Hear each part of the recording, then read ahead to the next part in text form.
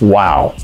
Over 200 years ago, Robert Yates of New York, writing as anti-federalist Brutus, warned people that if they dropped the Articles of Confederation and adopted the U.S. Constitution, local, state, and federal governments would continue to eat away at people's rights. And it seems he was 100% correct. In fact, with two recent California court cases, we're seeing just what the justice system is ready to do, in this case, pertaining to your right to keep and bear arms.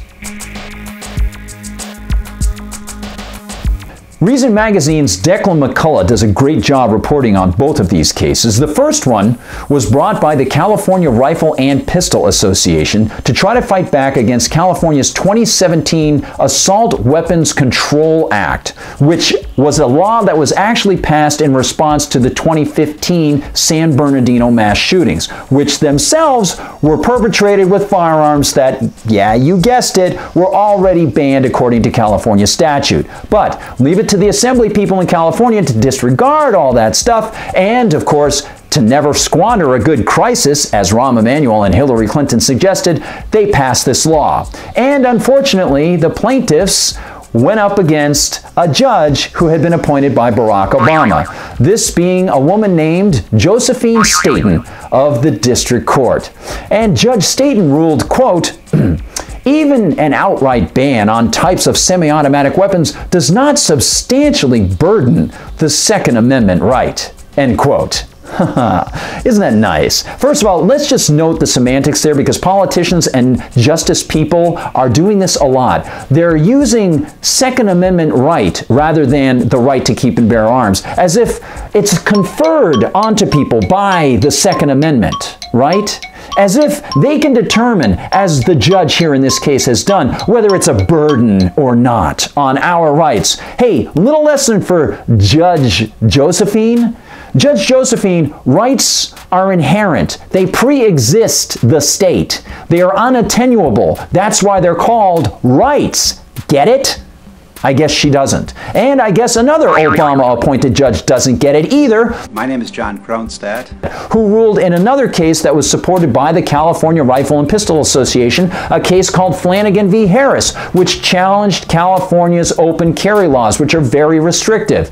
This judge ruled in favor of the state. In fact, he actually let stand a prior lower court decision that ruled in favor of the state, and the judge offered this opinion.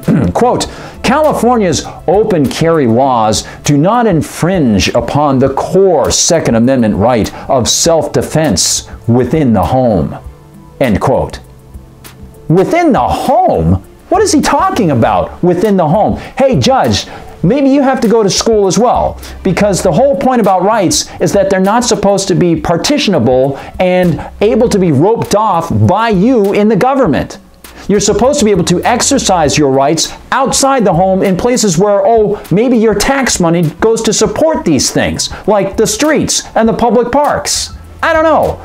Just me, maybe. I don't know, Judge. I'm just reading about rights, and it seems that you don't seem to get it. It truly is effective in bringing the Constitution to life for the next generation of citizens. Unfortunately, this sort of ire that I'm expressing really can't just be reserved to these Obama-appointed judges. You see, because both of these judges made parts of their determinations based on a 2008 Supreme Court decision from the United States Supreme Court, which was written by conservative hero, now deceased, Antonin Scalia.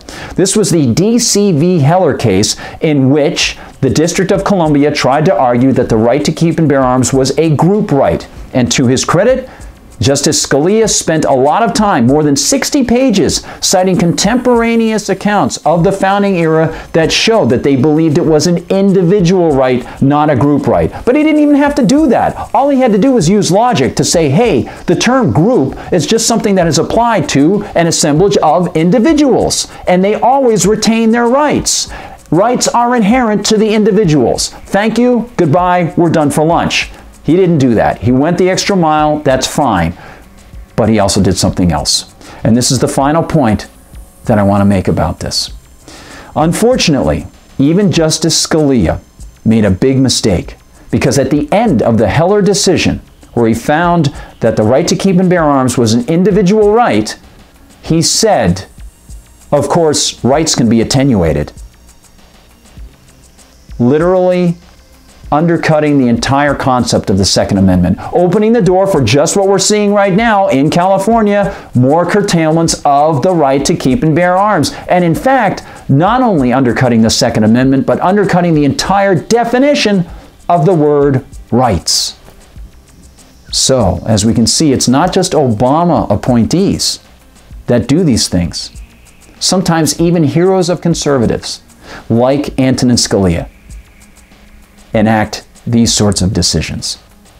So it seems that Robert Yates was correct. Not only was he correct, he was prescient. And perhaps we'll have to keep watching and guarding against the government taking more of our rights, even if we think the government is being run by people who might be friendly to them. We will definitely keep track of these things. And we hope that you will keep coming back and like and subscribe. Tell your friends about us. We'd love to see more folks joining us here at MRC TV. For MRC TV, I'm Gardner Goldsmith.